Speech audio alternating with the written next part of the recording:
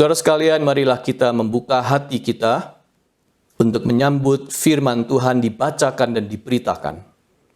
Dan kita membiarkan Roh Kudus menolong dan memberi kepada kita inspirasi. Mari kita berdoa. Roh Kudus, Roh kebenaran, kami menyambut firman Allah dengan hati terbuka dan memohon Engkau menuntun, memimpin, memberi pencerahan, menjelaskan, dan memberi kepada kami kesanggupan untuk mencerna, memahami, dan melaksanakan firman Allah itu. Biarlah ketika kami menyembah Allah, kami menyembah di dalam roh dan kebenaran. Engkau hadir, menguasai hati dan pikiran kami, dan firman Allah dijelaskan, diajarkan, diterangkan, dan menggiring kami untuk menuju pada hidup yang taat kepada Allah. Terima kasih Roh Kudus, di dalam Kristus kami naikkan doa kami. Amin.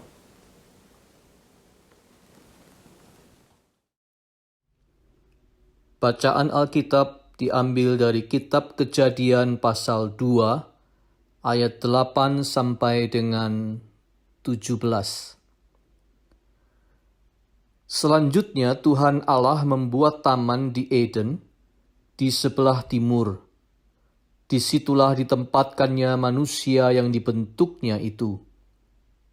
Lalu Tuhan Allah menumbuhkan berbagai-bagai pohon dari bumi, yang menarik dan yang baik untuk dimakan buahnya, dan pohon kehidupan di tengah-tengah taman itu, serta pohon pengetahuan tentang yang baik dan yang jahat.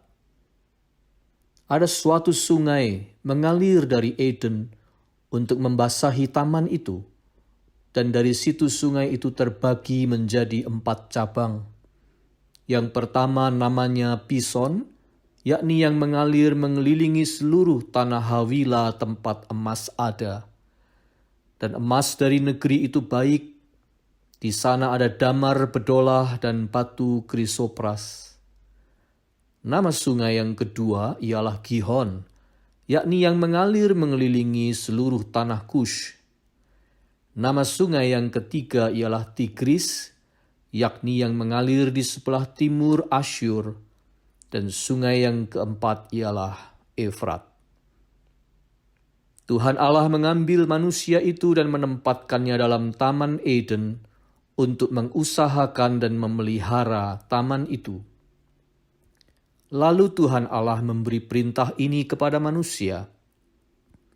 Semua pohon dalam taman ini boleh kau makan buahnya dengan bebas.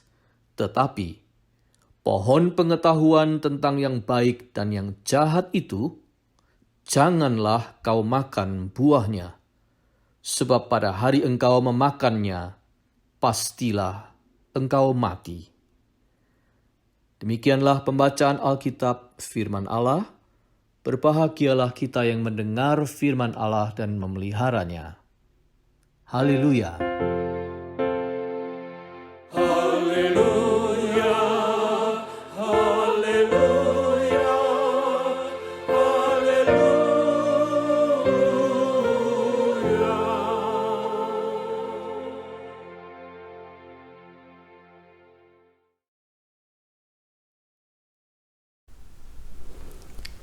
Hari ini kita memasuki serial tema yang baru, Pagar-Pagar Kebenaran. Minggu 2 Agustus 2020, kita mulai dengan tema yang pertama. Yang satu ini, jangan. Saudara-saudara, harus diakui, globalisasi yang melanda dunia sejak akhir abad 20 sampai dengan sekarang telah membawa atau mengusung semangat kebebasan, freedom. Sebab dalam arti tertentu, globalisasi adalah Amerikanisasi. Negeri induknya freedom. atau kebebasan. Oleh sebab itu tidak salah kalau globalisasi mengusung spirit kebebasan. Tentu saja harus diakui ada banyak kebaikan yang diperoleh akibat datangnya angin kebebasan itu. Manusia lebih dapat merasakan dan membela haknya, lebih lega, lebih tidak tertindas, lebih punya ruang untuk berekspresi, dan sebagainya. Tetapi pasti juga akan tiba waktunya pendulum bergerak kian tajam menanjak ke satu sisi. Bebas yang ekstrim. Maunya bebas tok, bebas saja. Bebas omong apa saja, bebas memutuskan apa saja, bebas melakukan apa saja. Akibatnya bisa diduga. Bebas yang alergi, bahkan anti pada batas. Diberi batas, diterabas. Diberi pagar, dilanggar. Disuruh tinggal, maunya keluar. Disuruh menurut, susahnya setengah mati. Yang dipuja adalah freedom. Maka muncul suatu alergi pada kata jangan. Jangan pakai tanda seru. Alergi pada kata ini. Padahal saudara-saudara, sampai kapanpun yang namanya larangan tetap diperlukan dalam kehidupan ini, bukan? Kata bertanda seru, jangan, tetap memiliki peran yang harus diberi tempat sewajarnya. Saya tahu, tidak semua kata jangan pasti baik dan benar. Tetapi sebaliknya, juga tidak semua kata jangan pasti salah dan bisa dilanggar seenaknya. Di Amerika pun, Anda tidak bisa melanggar pagar seenaknya. Di private property, di dangerous area, ada larangan do not trespass. Anda tidak boleh melampauinya atau melanggarnya. Bahkan di wilayah penyelidikan polisi, ada dipasang pita kuning, police line. Dan itu sudah pasti adalah larangan untuk kita melampauinya. Jangan melanggar batas. Batas atau pagar tetap kita perlukan. Saudara-saudara, apalagi jika kata jangan itu datang dari Tuhan. Pagar yang dibuat oleh Tuhan. Itu pasti baik dan benar, bukan? Sayangnya, peradaban pasca modern dan global ini yang memuja kebebasan ini dan alergi pada kata jangan ini ikut meminggirkan jangan yang dari Tuhan itu. Gejala yang paling nyata ialah terpinggirkannya 10 titah Allah, 10 perintah Allah, the 10 commandments. Terpinggirkan dari kehidupan masyarakat sekuler ini. Bahkan sebenarnya bukan tidak mungkin dari orang-orang Kristen juga dan dari gereja sendiri. Ten Commandments ini sudah makin atau kian dipinggirkan. Sudah menjadi warisan kuno yang dihargai tetapi tidak ditaati lagi. Ten Commandments adalah bentuk yang sudah jadi, lengkap pada zaman Musa, Kitab Keluaran. Satu paket hukum yang utuh, Ten Commandments. Tetapi, saudara-saudara, benihnya sebenarnya sudah ada pada saat penciptaan manusia, Kitab Kejadian, yang kita baca pada hari ini. Dasatitah atau di dalam 10 perintah Allah ada berderet kata jangan. Jangan ini, jangan itu, jangan ini, dan seterusnya. Tetapi di saat penciptaan manusia ada satu kata jangan. Di ayat 17 disebutkan, tetapi pohon pengetahuan tentang yang baik dan yang jahat itu janganlah kau makan buahnya. Sama-sama jangan. Sama-sama jangan yang dari Tuhan. Kenapa, saudara-saudara? Yang jangan adalah buah dari pohon yang satu ini. Tema kita hari ini, yang satu ini jangan. Mengapa? Mengapa yang jangan adalah buah dari pohon yang satu yang namanya buah pohon pengetahuan tentang yang baik dan yang jahat?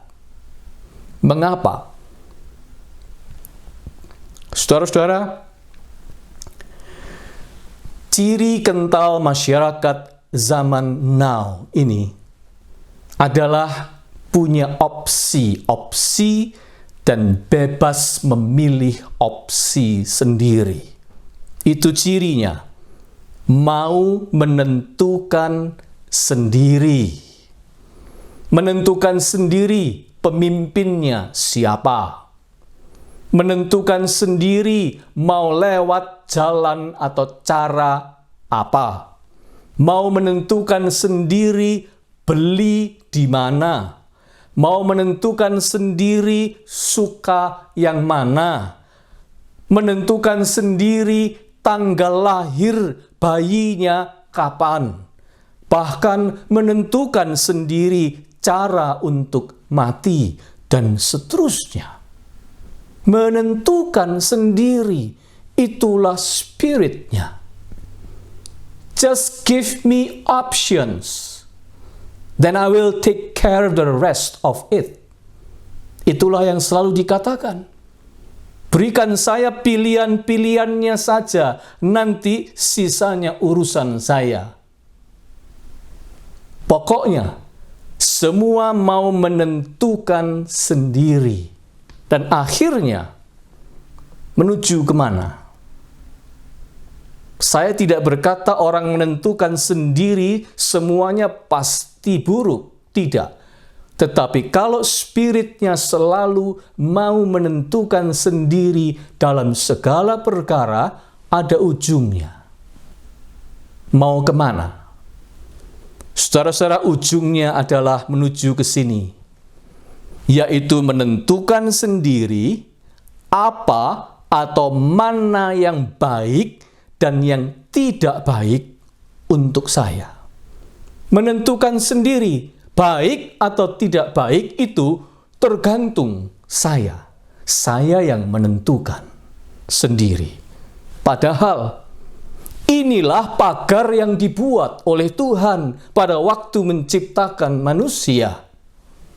Pagar kebenaran, tema besar kita.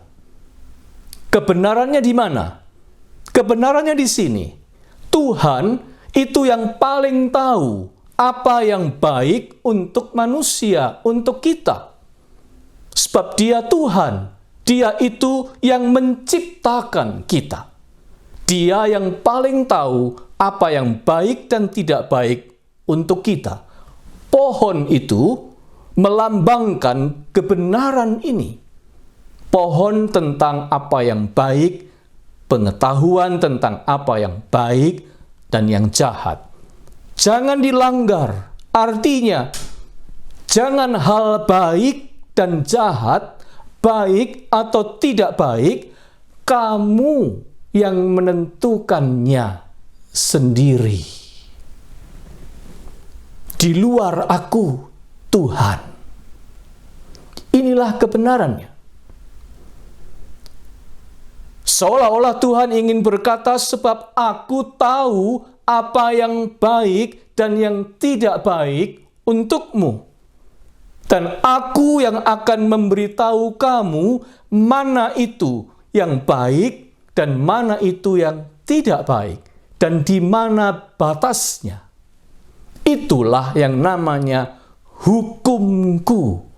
Pagar batas yang aku buat. Perintah atau titahku, ucapan jangan dari aku. Itulah yang Tuhan ingin katakan kepada kita manusia. Saudara-saudara, sampai di titik ini, dari pihak kita manusia, cuma diminta apa sebenarnya? Jawabannya sederhana. Trust and obey. Percaya dan patuh. Namun kita tahu justru disinilah persoalan kita. Apalagi manusia modern, postmodern, sekaligus produk globalisasi ini. Yang sudah begitu dibesarkan dengan semangat menentukan sendiri tadi. Termasuk sok tahu dan mau menentukan sendiri apa yang baik bagi dirinya sendiri. Saudara-saudara, kenapa kita mesti percaya dan patuh? Mengapa kita mesti percaya dan patuh pada Tuhan? Apa yang Tuhan pandang baik adalah baik. Apa yang Tuhan pandang tidak baik, memang tidak baik. Mengapa kita mesti percaya dan patuh? Di ayat 17 dilanjutkan, sebab pada hari engkau memakannya, pastilah engkau mati. Sederhana, supaya kita jangan celaka. Supaya yang tidak baik jangan menimpa kita. Kalau Tuhan berkata jangan, atau Dia memberi titah atau perintah, itu karena Dia mau kita baik, Dia mau kita selamat, Dia mau kita hidup. Tuhan bukan sekedar berkata jangan untuk menunjukkan otoritasnya atau powernya. Tuhan tidak berkata jangan untuk menang-menangan atau untuk mentang-mentang atas kita. Tidak. Akan tetapi Dia sudah melihat jauh ke depan, ke sesuatu yang tidak atau belum kita lihat. Itu sebabnya Dia pasang rambu-rambu untuk kita. Do not trespass. Saudara-saudara, kita sering menganggap hukum, titah, larangan Tuhan itu sebagai beban. Beban yang berat yang menghalangi kita, tidak nyaman untuk kita, mengganggu kita, merintangi jalan kita, dan seterusnya. Ada cerita tentang 2 orang pendaki di Gunung Himalaya yang sedang menuruni puncak gunung. Di tengah jalan, mereka berjumpa dengan seorang asing, pendaki lain yang cedera karena kakinya terjepit celah bebatuan.